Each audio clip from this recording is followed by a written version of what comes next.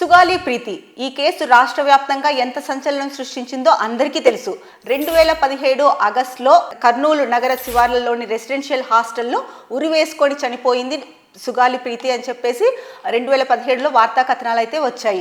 ఆ అమ్మాయి సూసైడ్ చేసుకోలేదు, అది స్కూల్ యజమాని అంటే స్కూల్ ప్రిన్సిపల్ అతని కుమారులు లైంగికంగా దాడి చేసి చంపేశారని చెప్పేసి సుగాలి ప్రీతి తల్లిదండ్రులు అయితే కనుక చెప్పారు. కానీ దీన్ని ఎవరు అంటే అప్పట్లో దీన్ని ఎవరు అంత పట్టించుకోలేదు, కొట్టిపడేశారు. అలా కొనసాగుతూ ఉన్న నేపథ్యంలో కర్నూలు పర్యటనలో ఉన్న జగన్మోహన్ రెడ్డికి సుగాలి ప్రీతి తల్లిదండ్రులు కలిసి అంటే వాళ్ళని పరామర్శించాడు జగన్మోహన్ రెడ్డి. అప్పుడు సుగాలి ప్రీతి తల్లిదండ్రులు చెప్పారు, సో ఇది మా అమ్మాయి హత్య చేసుకోలేదు, ఉరి వేసుకోలేదు, అది హత్య కాదు, ఇలా స్కూల్ ప్రిన్సిపల్ కుమారులు లైంగికంగా వేధించి వాళ్ళు హత్య చేశారు అని చెప్పారు. సో అప్పుడు ఇది గత ప్రభుత్వం కాదు, అంతకుముందు ప్రభుత్వం అంటే చంద్రబాబు నాయుడు హయాంలో జరిగిన ఇష్యూ ఇది. అప్పటి నుంచి ఇప్పటి వరకు సుగాలి ప్రీతికి ఎటువంటి న్యాయం జరగలేదు. సో ఇన్ని ఇయర్స్ అయినా కూడా సుగాలి ప్రీతి గురించి ఎందుకు మళ్ళీ ఈరోజు మనం మాట్లాడుకుంటున్నాము అంటే, మనం 2 రోజుల క్రితం చూసుకుంటే కనుక సిబిఐ ఈ కేసుని జగన్ గవర్నమెంట్ వచ్చిన తర్వాత సిబిఐకి అప్పగించడం జరిగింది. సిబిఐ ఈ కేసులో అంటే ముందుకు వెళ్ళకోకుండా ఎటువంటి పురోగతి సాధించుకోకుండా దీన్ని డిలే చేస్తూ ఉంటే హైకోర్టుకి వెళ్ళమని కూడా జగన్ చెప్పడం జరిగింది. అప్పట్లో సుగాలి ప్రీతి తల్లిదండ్రులు హైకోర్టులో కూడా కేసు వేశారు. ఒకవైపు ఇంకా తర్వాత సిబిఐ కూడా కొంత దానిపైన వర్కౌట్ చేస్తున్నామని చెప్పారు. ఈ వర్కౌట్ చేస్తున్న నేపథ్యంలో అది అలా సాగదీస్తూ కాలయాపన అయితే జరిగిపోయింది.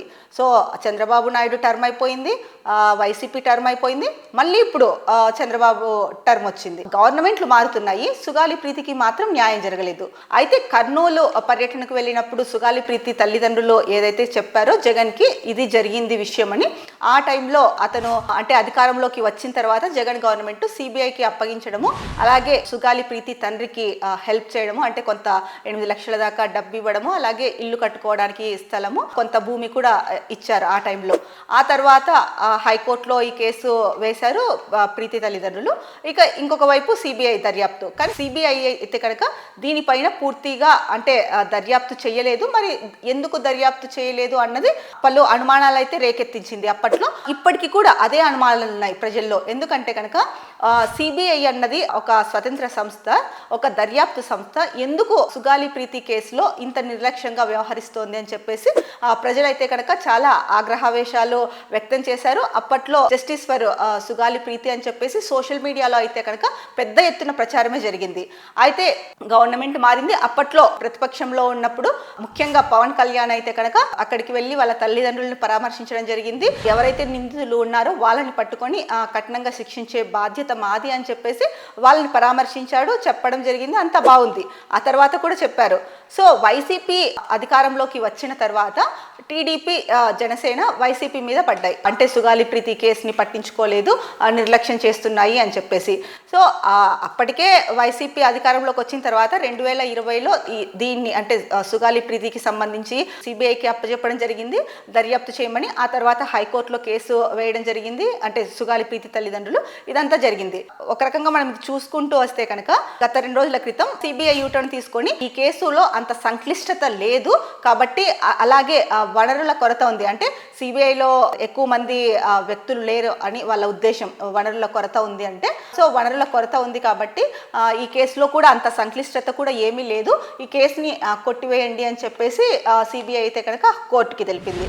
మరి అప్పట్లో పవన్ కళ్యాణ్ పదే సుగాలి ప్రీతికి న్యాయం చేయాలి, మేము పోరాడతామండగా ఉంటామని చెప్పేసి చెప్పిన వాళ్ళు ఇన్నేళ్లుగా ఈ కేసు సాగుతోంది అంటే కనుక మరి రాజకీయ లబ్ధి కోసం మాత్రమే సుగాలి ప్రీతి కేసుని వాడుకున్నారా పవన్ కళ్యాణ్ గారు, అలాగే చంద్రబాబు నాయుడు అవ్వచ్చు.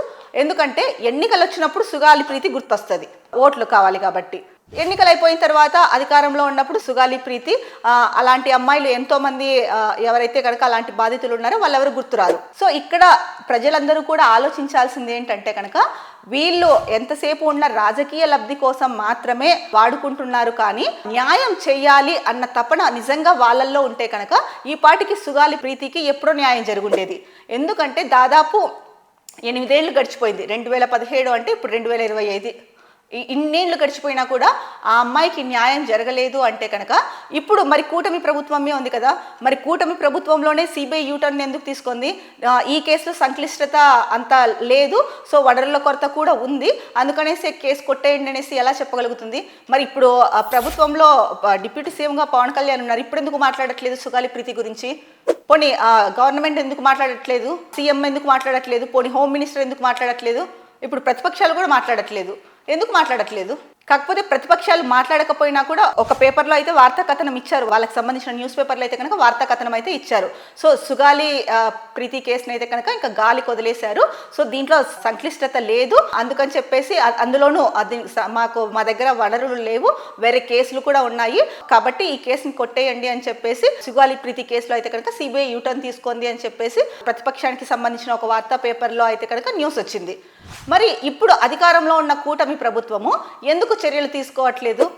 ఒకవేళ సుగాలి ప్రీతి కేసులో పోరాడతా అని చెప్పేసి పవన్ కళ్యాణ్ పదే అంటే కేవలం ఎన్నికలు ఓట్ల కోసమే ఆ అమ్మాయి పేరు వాడుకున్నారా? మేము గెలిస్తే ఇన్ని పథకాలు ఇస్తాము, మీకు 2,000 రూపాయలు ప్రతి మహిళకి ఇస్తాము, లేదా ఉచితంగా ఇంకొకటి ఇస్తాము, ఇట్లా రకరకాలుగా ఇన్ని చెప్పారు కదా. ప్రతి మహిళకి 1,500 ఇస్తాము, లేదా 60 ఏళ్ళు 50 ఏళ్ళు దాటిన మహిళలకి 50,000 ఇస్తాం, 60,000 ఇస్తాం, రకరకాల పథకాలు చెప్పుకుంటూ వెళ్ళిపోతున్నారు. అవి సాధ్యమా అసాధ్యమా అన్నది పక్కన పెడితే కనుక ఎన్నికలు వచ్చాయంటే కనుక సరే ఓట్ల కోసం నోటికి వచ్చినవన్నీ చెప్పేసుకుంటూ వెళ్ళిపోతూ ఉన్నారు. ఏ పార్టీ అయినా సరే ఎన్నికలు వచ్చాయి అంటే నోటికి వచ్చినట్లు చెప్పేసుకుంటూ వెళ్తున్నాయి. మరి అలాంటప్పుడు ఇలాంటి కేసెస్ని కూడా ఎన్నికలకి అంటే ఓట్ల కోసం వాడుతున్నారే కానీ వాళ్ళు నిజంగా న్యాయం చేయాలి అన్న ఉద్దేశంతో అయితే కనుక ఇటువంటి కేసులని కానీ ఇటువంటి అంటే ఇలా ఎవరైతే కనుక అమాయకులు బలైపోయారో ఒకరి చేతిలో వాళ్ళ గురించి నిజంగా న్యాయం చేయాలన్న ఉద్దేశంతో అయితే కనుక మాట్లాడటం లేదని అయితే కనుక స్పష్టమవుతోంది. దానికి నిదర్శనమే సుగాలి ప్రీతి కేసు, సిబిఐ యూటర్న్ తీసుకోవడము. దీనిపైన ఒకప్పుడు పవన్ కళ్యాణ్ ఎంతగా సుగాలి ప్రీతిని ఆమెకి న్యాయం జరగాలని కలవరించారు, ఇప్పుడు అంత మౌనంగా ఉన్నారు. సో దీన్ని బట్టి చూస్తే మనకు అర్థమవుతున్నది ఏంటి?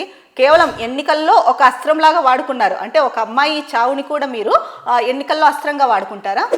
ఏ పార్టీ అయినా వచ్చది, పార్టీలతో సంబంధం లేదు. అధికారంలో ఉన్నారా, ప్రతిపక్షంలో ఉన్నారా, ఇంకొక రకంగా ఉన్నారా కాదు. మీరు ఎవరైతే ఏ పార్టీ వాళ్ళైతే ఏ మాట ఇచ్చారో దానికి కట్టుబడి ఉండి న్యాయం చేయాల్సిన అవసరము బాధ్యత ఉంది. మరి ప్రజలు దీన్ని ఎందుకు ప్రశ్నించట్లేదు ప్రభుత్వాన్ని? మరి ఇదంతా చూసుకుంటే కనుక దాదాపు 8 ఏళ్ళలో ఈ కేసు కొనసాగుతోంది అంటే కనుక మరి మన బాధ్యత ఏంటి? ఈ రాష్ట్ర పౌరులుగా సుగాలి ప్రీతి మనలో ఒకరు, మరి మనలో ఒక ఆమె కోసం మనం చేస్తున్నది ఏంటి? అడగాల్సిన బాధ్యత ప్రజలపైన కూడా ఉంది. ప్రజలు కూడా అంటే రియలైజ్ అయ్యి ఎంతసేపు వీళ్ళు చెప్పే మాటల గారడిలో పడుకోకుండా ప్రజల్లో కూడా చైతన్యం వచ్చి ఇలాంటి వాటి మీద అడిగి ముందుకు వెళ్తేనే అప్పుడు ప్రభుత్వం కూడా బాధ్యతాయుతంగా వర్క్ చేస్తుంది. ఓవరాల్గా చెప్పదలుచుకున్నది ఏంటంటే కనుక మరి ఇన్నేళ్ళు జరిగిందంటే దీని వెనకాల ఎవరిదో పెద్దల హస్తం ఉంది కాబట్టే ఇంతగనం ఈ కేసు గురించి మాట్లాడుతున్నా కూడా దీనిపైన ఎవరు నోరు విప్పట్లేదు. ఎందుకు నోరు విప్పట్లేదు? పెద్దల హస్తం ఉంటేనే కదా, వాళ్ళని కాపాడడం కోసమే కదా ఇలాంటివన్నీ. వాళ్ళు ప్రభుత్వమే అలా చేసేటప్పుడు ప్రజలే చైతన్యవంతులయ్యి ఇలాంటి వాటి మీద అడగాల్సిన అవసరం ఉంది. ఈ మొన్న సుగాలి ప్రీతి అవ్వచ్చు, రేపు ఇంకొకరు అవ్వచ్చు. అలాంటి ఛాన్స్ ఎందుకు ఇవ్వాలి? ప్రభుత్వాన్ని ప్రజలు గట్టిగా నిలదీసినప్పుడే ఇలాంటివి తగ్గే అవకాశం ఉంది. ఇలాంటివి ఎక్కడైనా జరిగినా కూడా ఆ నిందితులను వెంటనే పట్టుకొని శిక్షించే అవకాశం ఉంది. సో మొత్తానికి చూసుకుంటే కనుక ప్రజల్లో చైతన్యం రావాల్సింది ఒకటి ఉంది. ఒకప్పుడు ప్రతిపక్ష పార్టీలో ఉన్నప్పుడు ఏదైతే పవన్ కళ్యాణ్ సుగాలి ప్రీతి కేసు అనేసి తెగ కలవరించేశాడో ఆయన ఇప్పుడు ఎందుకు నోరు మెదపకుండా ఉన్నాడు?